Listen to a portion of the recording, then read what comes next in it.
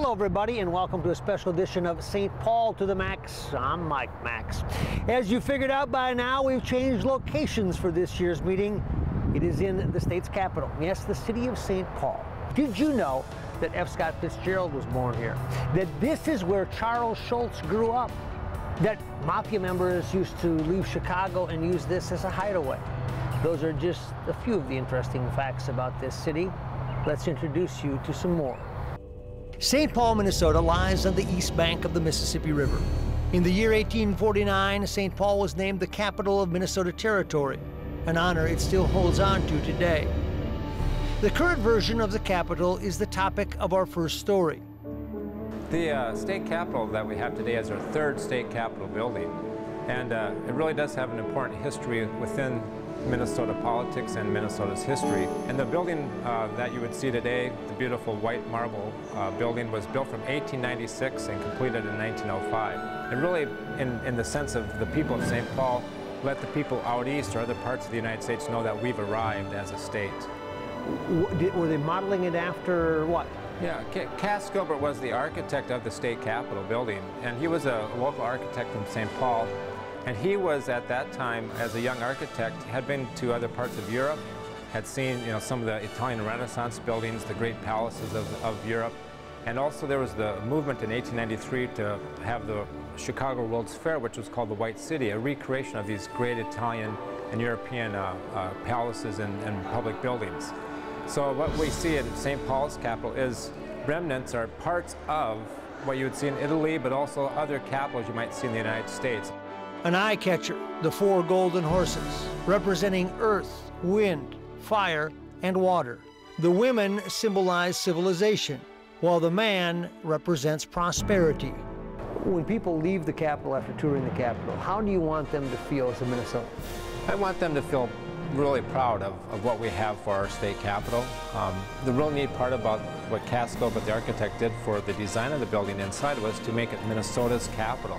So they'll see North Stars, they'll see Gophers, they'll see parts of Minnesota's history that, if they didn't know about that history beforehand, hopefully they've left with a little bit more understanding of what Minnesota history is about. From Capitol Hill, we next travel downtown to the wondrous structure of the Landmark Center, a complex completed in 1902. So the Landmark Center is built in a sort of Richardsonian Romanesque, but much more fanciful, with this sort of pinkish granite exterior, a lot of sort of chateau and castle-like kind of elements with big towers, turrets, and things like that. But its function originally, despite its sort of fanciful appearance, was really very sort of prosaic and down to earth. It was a post office.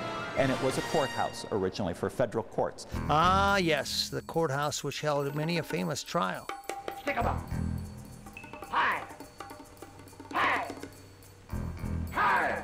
St. Paul was a haven for many gangsters during the 20s and 30s. And when things got a little hot in Chicago, one of the things that would happen is you'd have a lot of those people traveling up to the Twin Cities. St. Paul looked like a good place to hang out for a while. So you had people like Dillinger and Ma Barker and a lot of those other big names there. Yep, John Dillinger himself. He had a pretty nice pad on Lexington Avenue to conduct business from.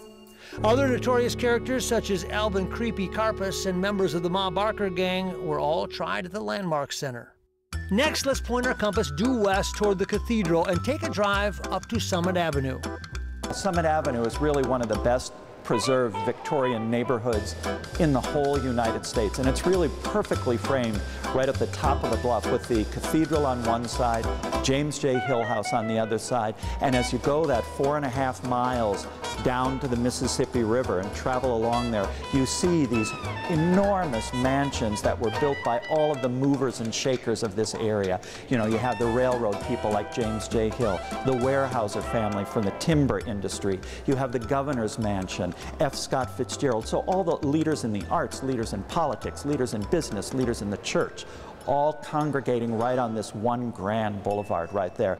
And not far from Summit is the sugary home to one of the world's most popular treats, none other than Pearson's Candy Company.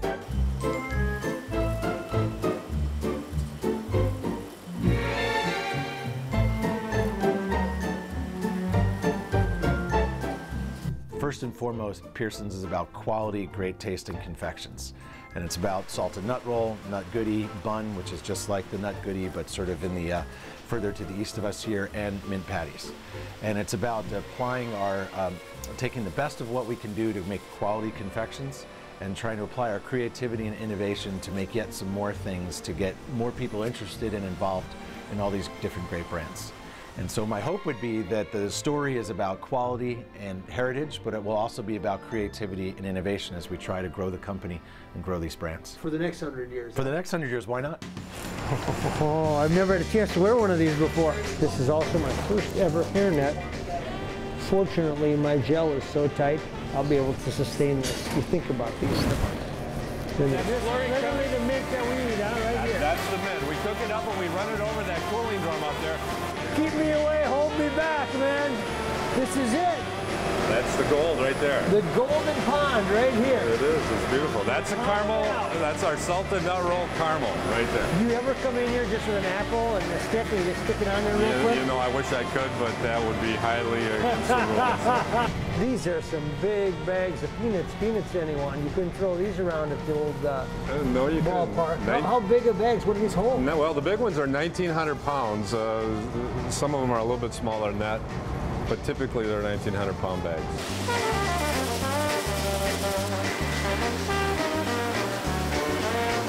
Hold me back. My hands are shaking. Here's the chocolate, finally. The final finished product in the final phase, or what is it? Yeah, well, just about. From here, all we need to do is harden that chocolate, wrap that mint, put it in a bag, a jar, whatever we're gonna package it. It's ready to go. Well, how many a day? On a very good day, 2 million.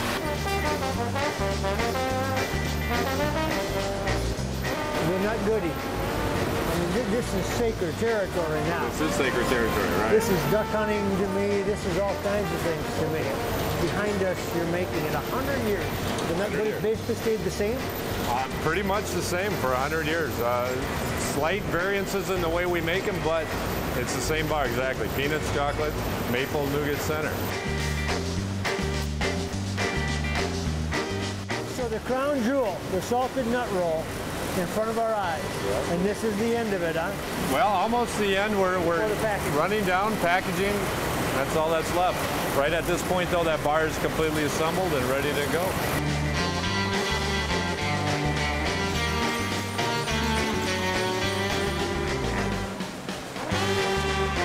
And so the mints that we saw through the process are now packaged and ready to go. That's right. The scales weighing them up and filling the bags, cutting the bags, and the bags are on their way over here. And what do you look for here? They're checking for a code date, making sure that's on. They're looking for anything that doesn't look like it belongs in the bag. What's that there? When we come back, we'll introduce you to some of St. Paul's famous figures, ranging from Herbie Brooks to Charles Schultz. Life to the Max is brought to you by Lifetouch, photography for a lifetime. I'm in the acting track at my school, so I love theater.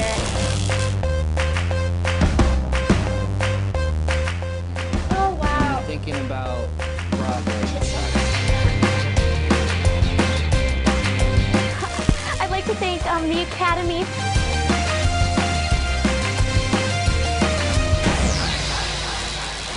Ladies and gentlemen, that's a wrap.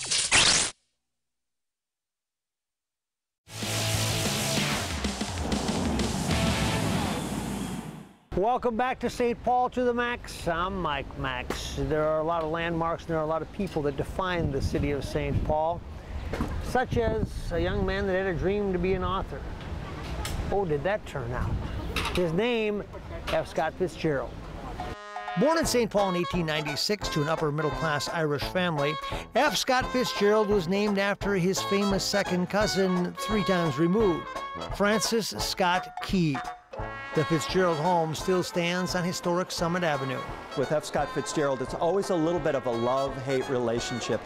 His family, their fortunes sort of went up and down, and so when he was growing up, they lived both off Summit Avenue and on Summit Avenue, depending on how the fortunes were ebbing and flowing right there. One of the great writers of the early 20th century, Fitzgerald's work highlighted the Roaring Twenties. Without a doubt, The Great Gatsby was his finest effort. All of his writings were influenced greatly by his days in St. Paul. So as he grew up a little bit later and reflected on his times in St. Paul too, some of it he just kind of loved and it always comes through. Some of it was something that he just wanted to tear himself away from, you know, to get to New York, to get to Paris, to get to Hollywood. But he always seemed to come back, you know, through his characters, through his plots, in a lot of his novels, to these sort of roots here in the upper Midwest. When you're in St. Paul, be sure to check out Downtown Charlie Brown with Snoopy. Yeah, Peanuts. It's entertained people for years, but did you know the originator, the creator, a guy named Charles Schulz, was born where else? Right here in St. Paul. On the other end of the literary spectrum from Fitzgerald was Charles Sparky Schulz, who was born here in 1922. The Schulz family lived at the intersection of Snelling and Selby, above his dad's barber shop. Today, it is the landmark known as O'Gara's Bar and Grill, which Sparky visited in the early 90s. He walked in the door and he said that he used to live here, and he asked if it was okay if he walked around and saw the old stomping grounds, and he was with his family and he walked in and he was here for maybe a half hour or so, and then he came up to the bar and said that he used to live in apartment 2. Would it be okay if he came up and looked at it? And I said, well, the guy who lives up there isn't too tidy. I brought him up to the apartment, and he just, when he walked in the door, he was just amazed at how small it was. Sparky lived virtually his whole life from 3 or 4 years old on in that neighborhood. So that his roots in St. Paul and just the stability of the life that he had there certainly is, I think, reflected in the neighborhood, in the comic strip, in the small but rich cast of characters. Schulz graduated from St. Paul Central High School, where his drawings were ironically rejected by the high school yearbook. After serving with the Army in Europe during World War II, Schulz published his first cartoon strip called Little Folks, which ran for 3 years in the St. Paul Pioneer Press. Eventually, his genius went national when United Feature Syndicate took his strip to newspapers everywhere. They renamed it Peanuts. He would also say that it's good drawing, and people forget how much just nice drawing, how nice the panels looked, and he was proud of that. Peanuts has been a worldwide sensation for over 6 decades, and reminders of the Schulz legacy are seen throughout the city. I love watching these little kids walk up to these structures and sitting with Charlie Brown and sitting with Linus and just posing for a picture with this beautiful bronze sculpture that it's a testament to one of our guys, Charles Schulz, a great cartoonist and somebody who left an impact in St. Paul. It's hard to travel anywhere in St. Paul without seeing the influence Sparky had on his hometown. This massive Victorian-style home was the home of one of the great industrialists of the 19th century. James J. Hill came to the frontier town of St. Paul in 1856 at the age of 18. Started off in river shipping, but realized that this was an area that would grow greatly into the future, and that railway would be the thing of the future. So he got into that in the 1870s and built one of the largest and most successful transportation networks in U.S. history. It became the Great Northern Railway that connected Minneapolis, St. Paul, up through North Dakota, across the Rocky Mountains, through what is now Glacier National Park, and over to Seattle, Puget Sound, and the Pacific Ocean. Hill became one of the wealthiest men of this era, and his wealth is well reflected in the home he built at 240 Summit Avenue. But he was a man of tremendous vision, and he was also acutely aware of the details of running a railway. So he had this wonderful capacity both for thinking big and doing all the really detailed nitty-gritty work of every day. On the east side of St. Paul, a gentleman named Herb Brooks grew up. Oh, he had a passion for the game of hockey. He turned it into quite a career as a player, and even more notably as a coach. Took the University of Minnesota to a couple of national championships, and of course became famous worldwide when he took the USA hockey team and struck gold in the 1980 Olympics. Before he manufactured, according to Sports Illustrated, the 20th century's greatest sports moment, Herb Brooks was pure St. Paul.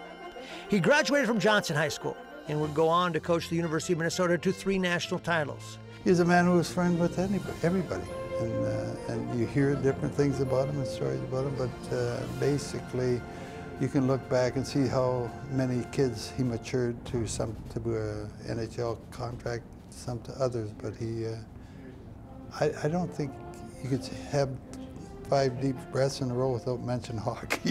In 1979, he was chosen to coach the 1980 Olympic team. He was able to handpick a bunch of unproven college kids, mostly from Minnesota and Massachusetts. Well, I can remember in '80 when he put together that group of kids that played like seasoned veterans. And I knew it was because they played the way Herb Brooks wanted them to play. Herbie Brooks was the reason that those guys were so good. He made them believers, made them believe in themselves, and made them be the best they possibly could be every shift. And that's why they came up winners. Herbie will forever be remembered for the Miracle on Ice team, a team which captured the hearts of the country by winning the gold medal. He is forever immortalized in his beloved St. Paul, next to the headquarters for the Minnesota Wild hockey team, and next to the Xcel Energy Center where they play. Herbie Brooks and so much more. And hopefully, Lifetouch employees, you have a pretty good idea of what makes this city tick, what makes it special, what some would call the sweetest city of them all.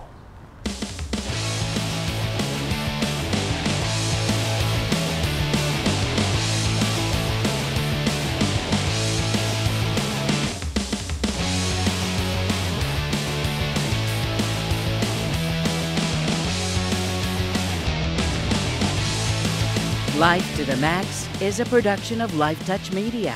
For more information, visit our website at lifetothemax.tv.